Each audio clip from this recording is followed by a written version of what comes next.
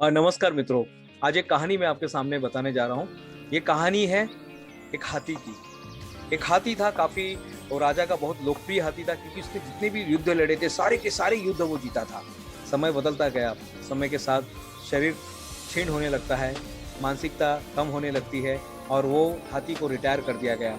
वो हाथी जो था राजमहल में ही रहा करता था। एक दिन वो पानी पीने के लिए तालाब के किनारे जाता है। तालाब के किनारे जाते जाते जैसे ही उसने जब वो तालाब में वो उतरा, तो उसने देखा, फील किया कि उसके वजन से वो कीचड़ में धंसता जा रहा है। वो अंदर जा रहा है, अंदर जा रहा है, अंदर जा रहा है। गांव वाले वहाँ पे जुटे, सैनिक वहाँ पे जुटे, राजा को पता चला। राजा हैरान हो गया कि क्या हो गया। उसका प्रिय हाथी उसने कितने सारे युद्ध उसके साथ जीते थे, वो उसे बचा नहीं पा रहा था, क्योंकि धीरे धीरे धीरे जो हाथी जो उस चीकल के अंदर फंस गया था, उस मिट्टी के अंदर फंस चुका था, और वो अपने आप को कोशिश कर रहा था, लेकिन वो कुछ कर नहीं पा रहा था। अब उसने भी आस छोड़ दिया था, और धीरे धीरे जो हाथी है वो डाउन होता जा रहा था, डाउन होता जा रहा था, डाउन होता जा रहा था।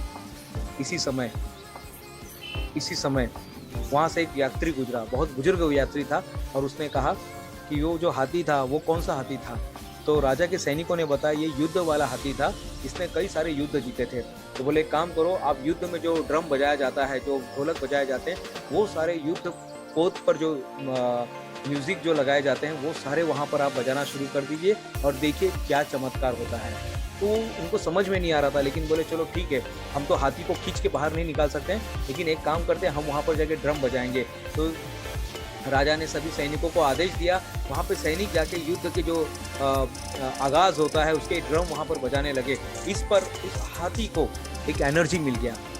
उस एनर्जी मिलने के बाद वो हाथी को लगा कि मुझे कुछ तो भी नया, कुछ तो भी मेरे साथ होने वाला है। और धीरे धीरे वो हाथी जो धंस रहा था, वो आवाज़ सुन के वो बाहर आने लगा।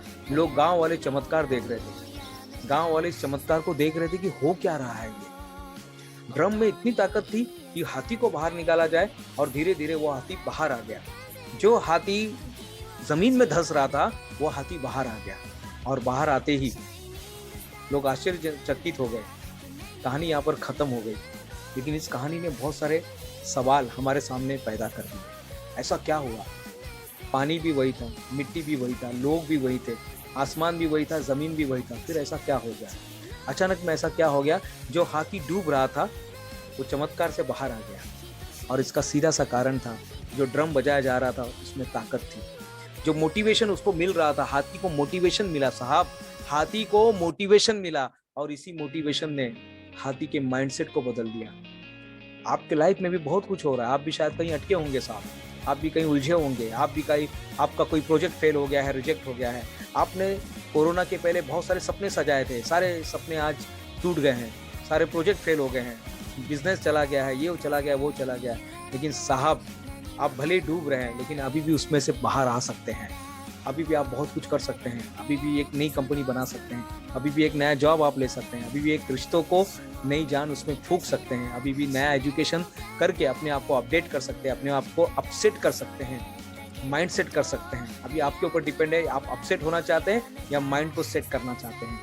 आपके सामने है, ये वीडियो रोज आपके सामने आता रहेगा। उस हाथी को, जो जमीन के अंदर जो हाथी जा रहा है, उसको बाहर निकालने के लिए मैं प्रोफेसर डॉक्टर दिनेश गुप्ता यहाँ पर आपसे विदा लेता हूँ, और फिर किसी नए वीडियो में आपको फिर मिलूंगा। धन्यवाद, दिल से, मन की गहराइयों से आभार।